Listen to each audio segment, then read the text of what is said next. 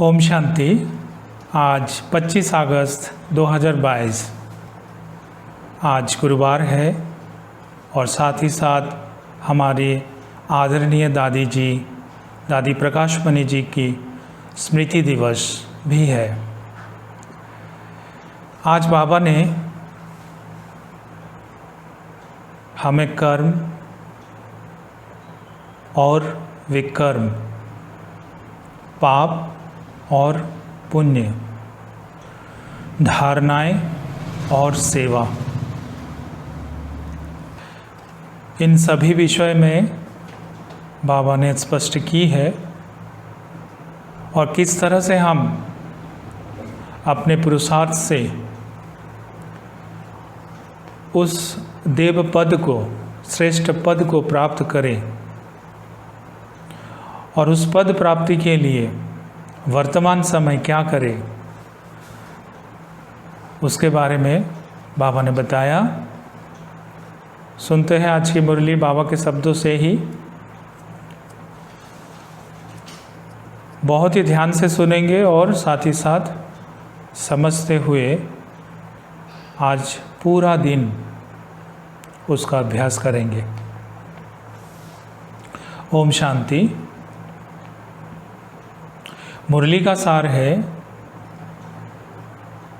मीठे बच्चे, तुम संगम युगी ब्राह्मणों का धर्म और कर्म है ज्ञान अमृत पीना और पिलाना। तुम नरकवासी को स्वर्गवासी बनाने की सेवा करते हो। गीत बजा है आज भोलानाथ से निराला। तो बाबा कह रहे हैं, बेहद के बाप का नाम है भोलानाथ। जरूर मनुष्य से देवता बनाने वाले भी वही है। मनुष्य तो सब है आसुरी संप्रदाय। आज बाबा ने मनुष्य को आसुरी संप्रदाय कहा। तो हम मनुष्य नहीं है। देवता रहते हैं अमरलोक में, यह है मृत्युलोक। बाप आकर मृत्युलोक में अमर कथा सुनाएंगे, अमर बनाने के लिए।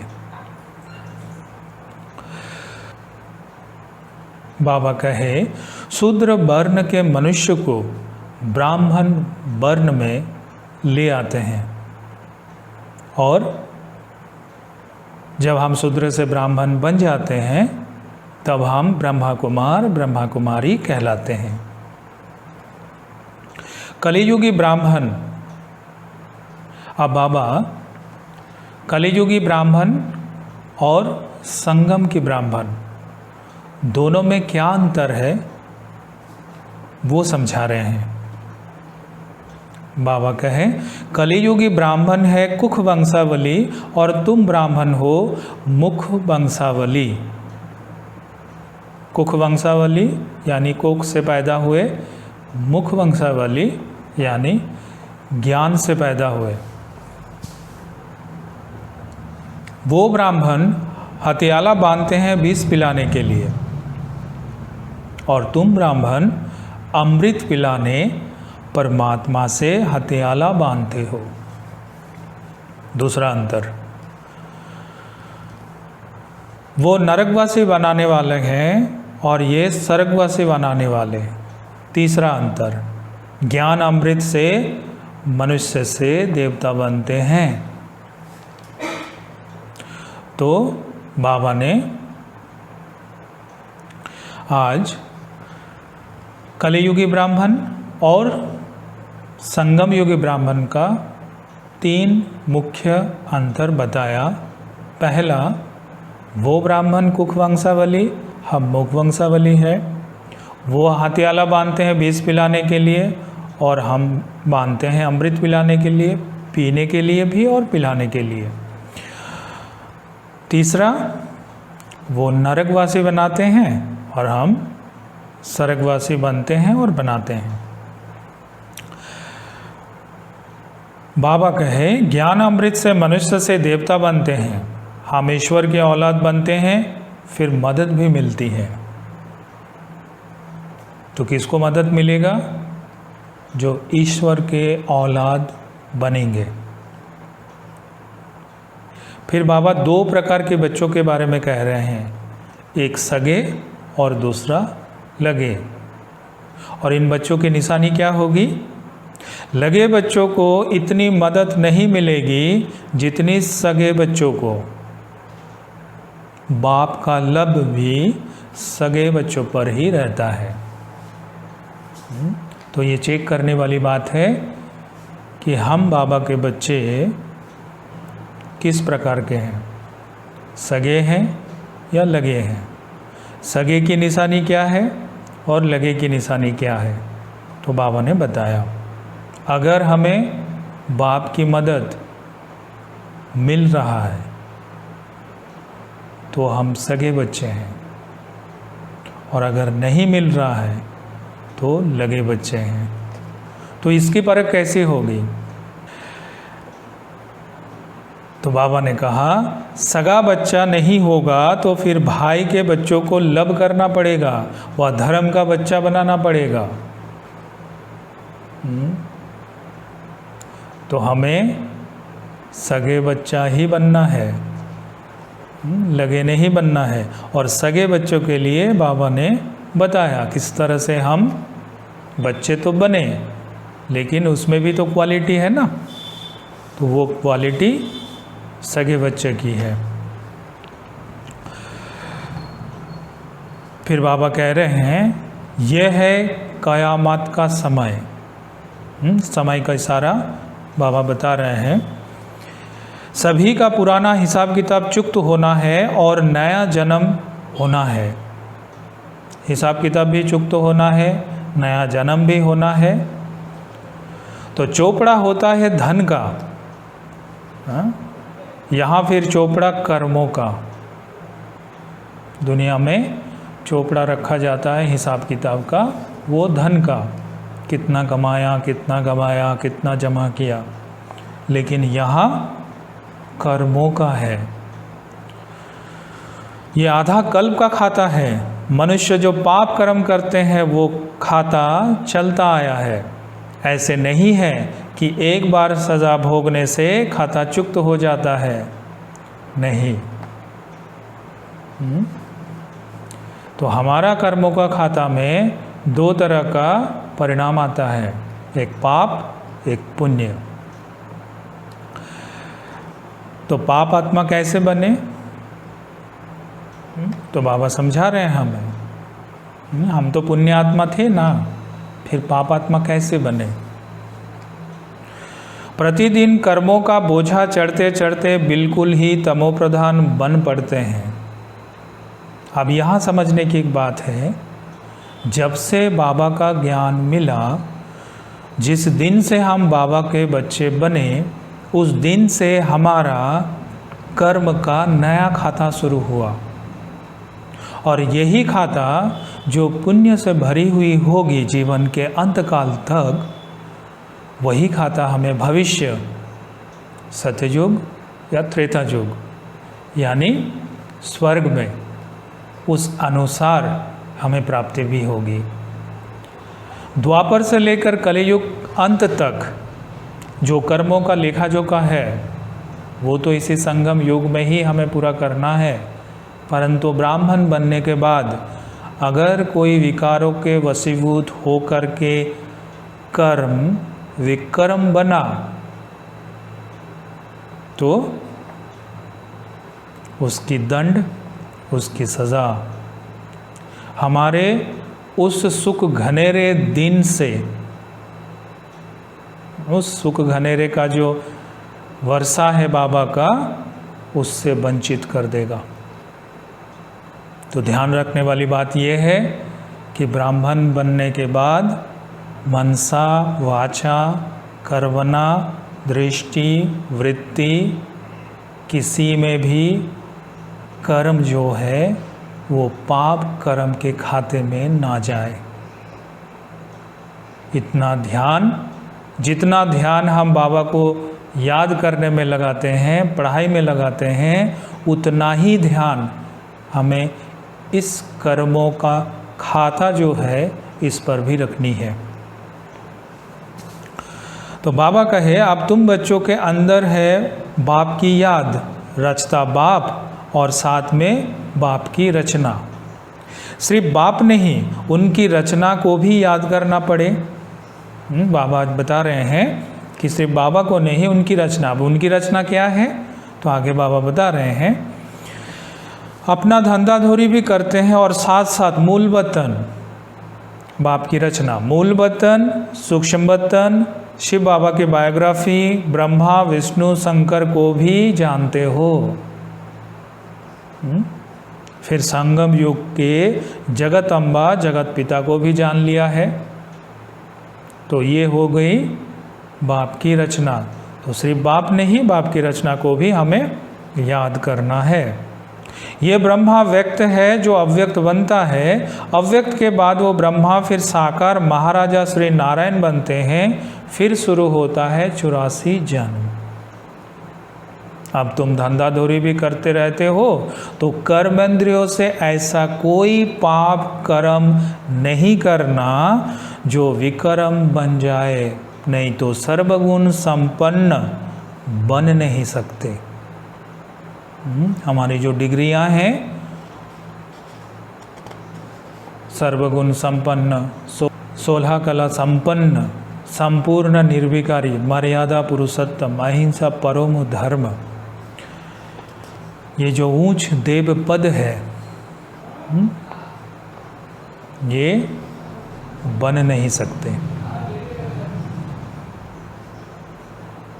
फिर बाबा कहे अभी तुम बच्चों को कोई भी अवगुण नहीं होना चाहिए।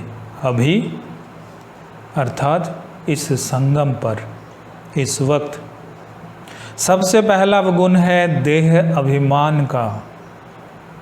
सबसे पहला भी है और सबसे बड़ा भी है, क्योंकि हमारा विकर्मों का खाता इस देह अभिमान के कारण ही होता है। देही अभिमानी बनने में बहुत मेहनत है। तो बाबा ने आज कह दिया कि देही अभिमानी बनने में मेहनत है और हमें ये मेहनत खुशी खुशी करनी भी है। देह अभिमान के कारण ही और सब विकार आते हैं। सभी विकारों का मुख्य जो स्रोत है वो है देह अभिमान। इसलिए हमें देह अभिमान किसे कहते हैं इसके बारे में पूर्ण जानकारी होनी चाहिए। और जिनको नहीं मालूम उनको ये जानकारी देनी भी चाहिए। देह अभिमान किसे कहते हैं? अहंकार है पहला नंबर शत्रु। अहंकार समझ में नहीं आता, बहुत ही सूक्ष्म है। कई बार हमें लगता है ये कि ये स्वाभिमान है, लेकिन होता है अहंकार। तो समझना है हमें कि सबसे पहला शत्रु कोई मनुष्य नहीं, कोई देहधारी नहीं, अहंकार है। बाप डायरेक्ट कहते हैं कि लाडले बच्चे देह अहंकार छोड़ो, और अहंकार में भी सबसे पहला है देह अहंकार। वैसे तो हम खुद को देह नहीं समझते हैं, लेकिन समझना तो हमें आत्मा ही है। लेकिन इतने लंबे समय जो देह में रहे हुए हैं, वो संस्कारों में बसीभूत होकर ही हमारा देखना, हमारा बोलना, हमारा चाल चलन, सब कुछ उसके अंतर्गत ही होता है। तो हमें इसको चेक करना है। और कोई अगर हमें ज़रा सा भी हिंट दे कि ये देहाभिमान बस कर्म हो रहा है, तो उनकी बातों को नज़रअंदाज नहीं करके एक बार चेक अवश्य कर लेना है कि वाकई देहाभिमान में है, देह अहंकार में है या नहीं। तो बाबा कहे मुझे तो देह नहीं है, मैं इन ऑर्गन्स द्वारा आकर बतलाता हूँ, तुम इन ऑर्गन्स से सुनते हो और समझते भी हो। अब बेहद का बाप मत देते हैं कि मुझे याद करो तो तुम्हारे विक्रम विनाश हो जाएंगे। इसको ही कहते हैं श्रीमत। तो क्या मत दिया बाबा ने? मुझे याद करो तो तुम्हारे विक्रम विनाश होंगे। कोई भी ऐसा पाप कर्म नहीं करो जो बदनामी हो और पद भ्रष्ट हो जाए। बदनामी किसकी? खुद की भी और बाप का भी, और साथ ही साथ परिवार का भी, और नतीजा पद भ्रष्ट। बाप कहते हैं बच्चे तुम्हें कोई भी राजयोग सिखलाए स्वर्ग का मालिक बना नहीं सकते सिवाय बाप के। हमें ये राजयोग कोई सिखा भी नहीं सकता है और ना ही स्वर्ग का मालिक बना सकते हैं, क्योंकि स्वर्ग का मालिक बनने का एक ही विधि है और वो है ये राजयोग। सिर्फ योग नहीं और योगा भी नहीं, राजयोग जो बाबा आकर हमें सिखलाता है। तुम सत्य के संग में बैठे हो सच सुनने और सचखंड का मालिक बनने के लिए। ये जो सत्संग है, ये सत्संग में हम रोज बैठते हैं। क्या करते हैं? सत का संग करते हैं, सच सुनते हैं, और ये सच सुनकर सचखंड का मालिक बनते हैं। तो सिवाय सच के हमें कुछ सुनना नहीं है, और सच कहने वाले एक बाबा ही है। और कोई है संसार में जो सच कहे? कोई नहीं है। बाप कहते हैं कि मैं ज्ञान का सागर हूँ। बाबा ज्ञान का सागर है तो हम भी मास्टर ज्ञान का सागर है ना। तो बाबा कहे तुम शूद्र से ब्राह्मण बनते हो, परंतु आप सतोप्रधान नहीं कहेंगे, क्योंकि अभी सब पुरुषार्थी है। हमारी सतोप्रधान संपूर्ण अवस्था सतयुग में होगा, लेकिन अभी नहीं कह सकते क्योंकि हमारी अवस्था ऊपर नीचे होता है ना। सेवा कर रहे हैं, ईश्वरीय संतान है, इसलिए ब्राह्मणों का बहुत मान है, क्योंकि भारत को स्वर्ग भी तुम बनाते हो। अभी हम सेवा भी कर रहे हैं, और क्योंकि हम ईश्वरीय संतान हैं, ब्राह्मण है, इसलिए संसार में भी हमारा क्या है? बहुत मान है। ये तो इसके तो हम सब अनुभवी है। जब से बाबा के बने हैं, भगवान के बच्चे बने हैं, तब से दुनिया के नज़रों में हम मान सम्मान के पात्र बन ही गए। तो बाबा कहे सतोप्रधान से तमोप्रधान हर चीज़ जरूर बनेगी। सतयुग से लेकर कलियुग का अंत तक, या कोई भी चीज़ शुरुआत में सतोप्रधान रहता है, बाद में वो तमोप्रधान होती है। तो ये नियम है। वैसे ही सारी सृष्टि भी नई से पुरानी होगी जरूर।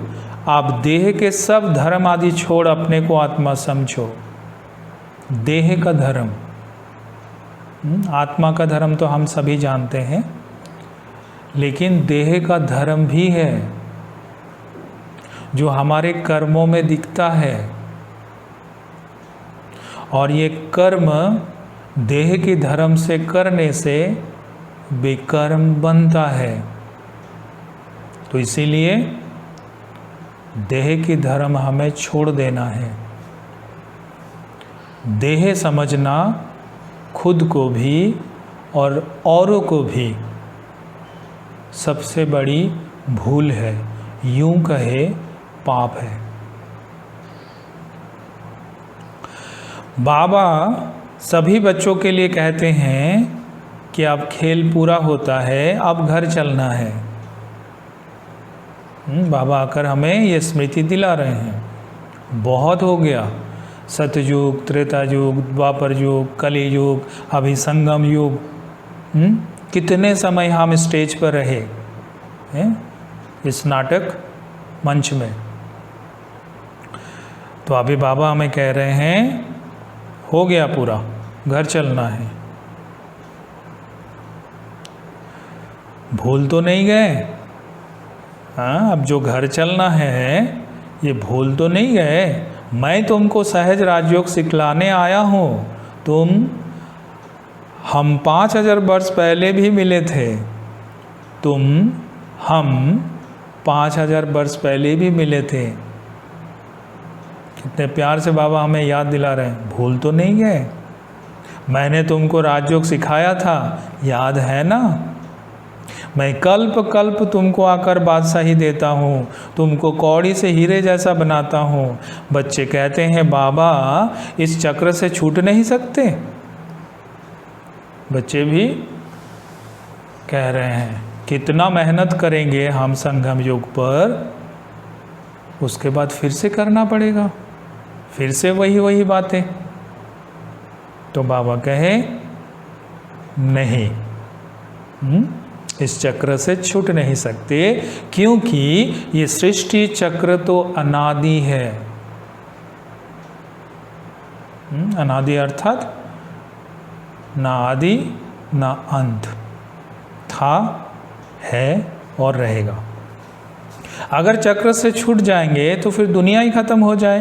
ये चक्र तो जरूर फिरना है। मैं फिर से आया हूँ, कल्प कल्प कल्प के संगम युगे आता ही रहता हो। तो हर कल्प में बाबा आते हैं, हमें बच्चा बनाते हैं, हमें पुरुषार्थ करवाते हैं और पावन बना करके अपने साथ घर लेके जाते हैं, फिर नई दुनिया में भेज देते हैं।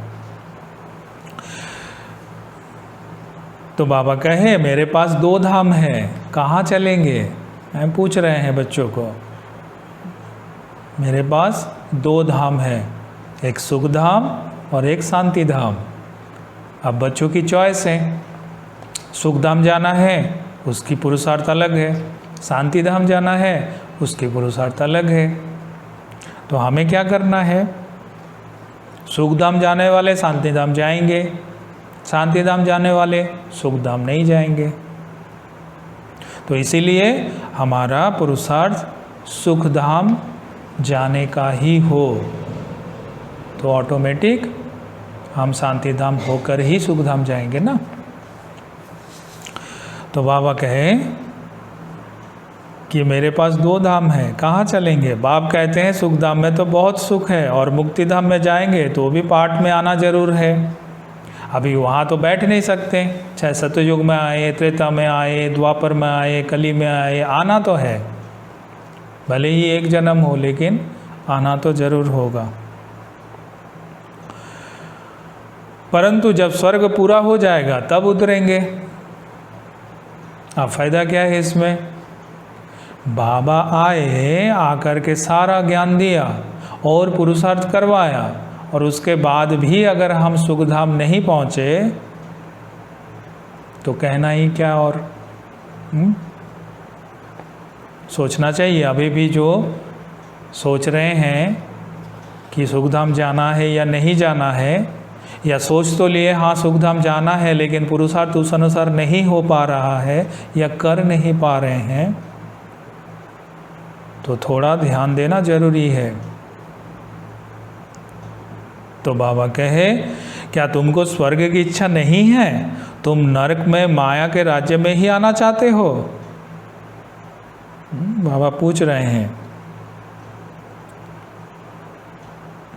तो जो पवित्र आत्मा आती है वो पहले दुख पा ना सके, तो किसी भी युग में पहली बार अगर वो शांति धाम से इस सृष्टि रूपी रंगमंच में उतर रहा है पाठ बजाने, तो वो पहले दुख नहीं मिलेगा उनको, क्योंकि सतो प्रधान आत्मा होती है।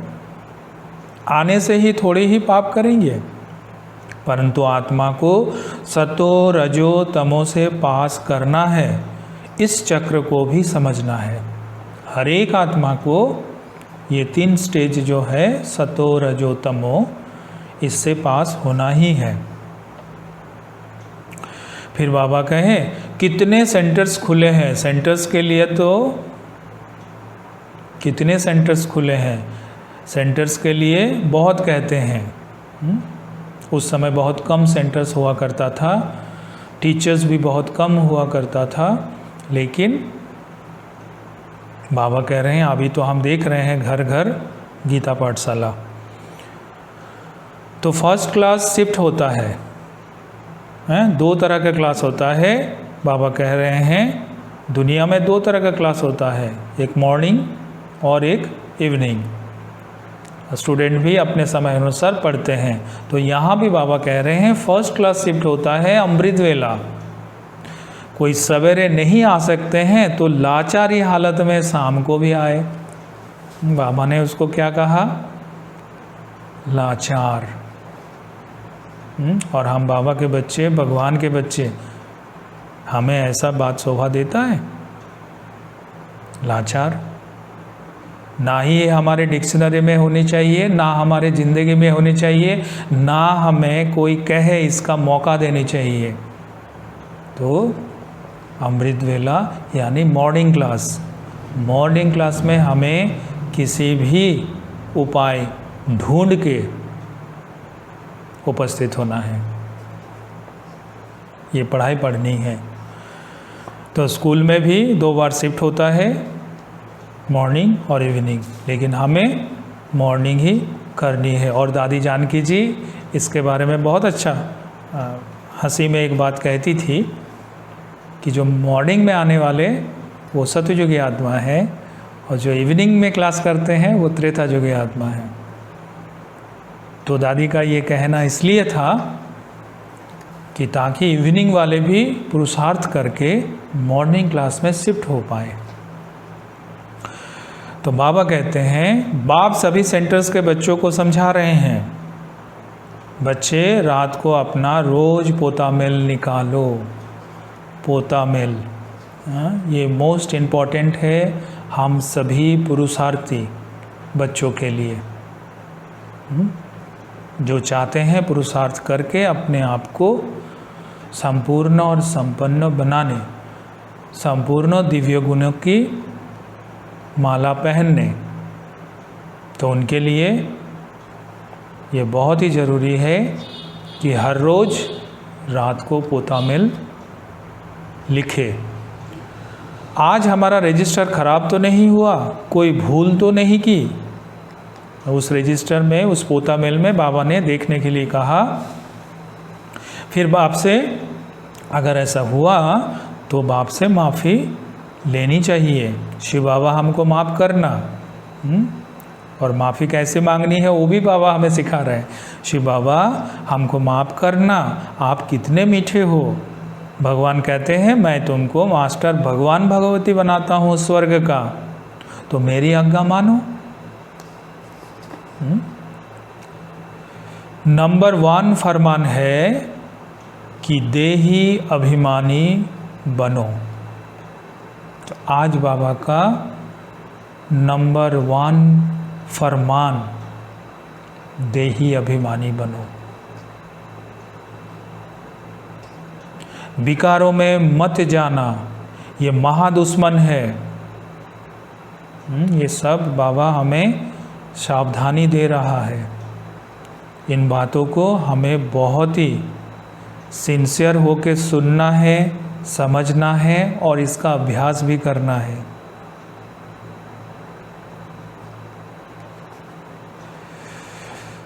तो बाबा कहे ये महादुश्मन है, इन पर जीत ना पाई तो पद भ्रष्ट हो कुल कलंकित बन जाएंगे। माया बड़ी प्रबल है। ज्ञान में चलते चलते हम बच्चों को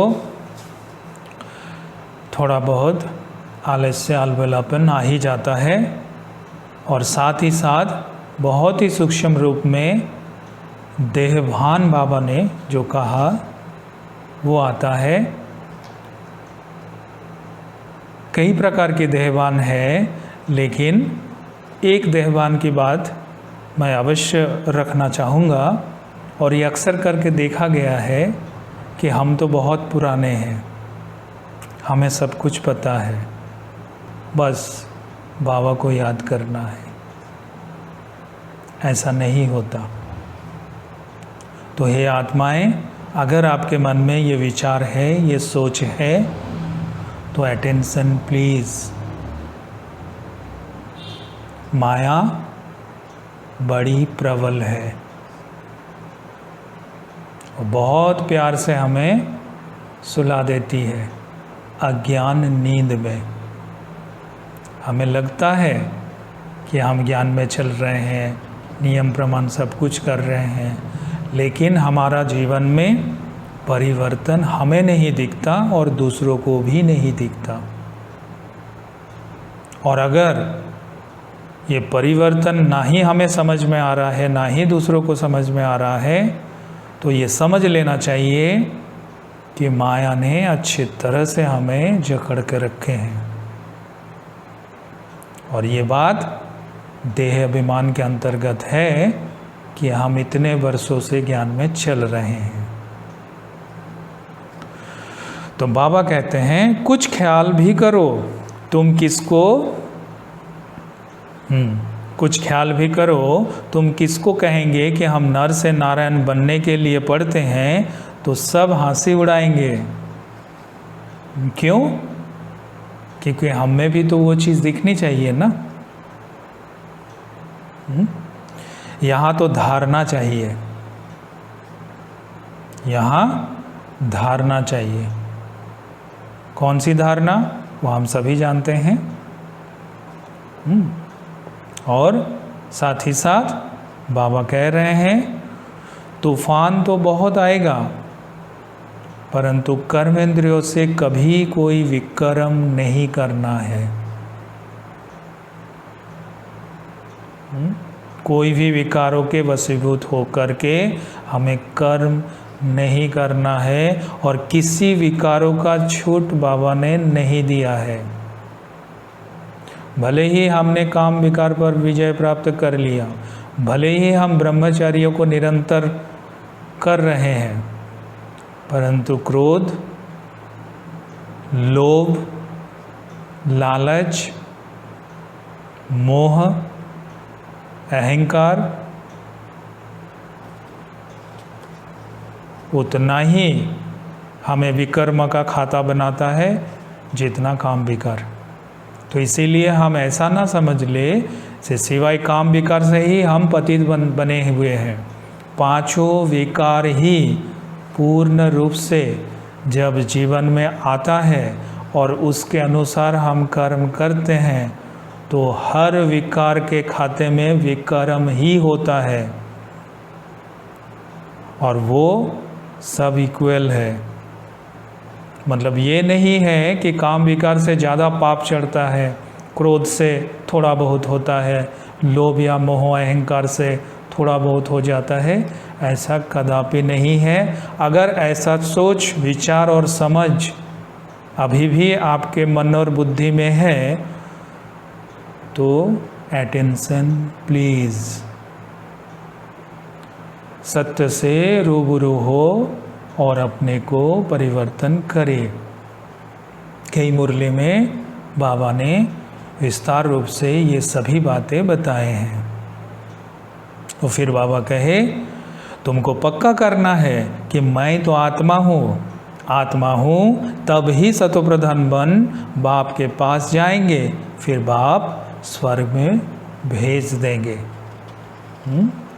जब हम पक्का कर लेंगे मैं आत्मा हूँ, ये पक्का करना है ना। बाबा ने, साकार बाबा ने भी इस तरह से अपने आप को पुरुषार्थ करके अपने आप को मैं आत्मा हूँ,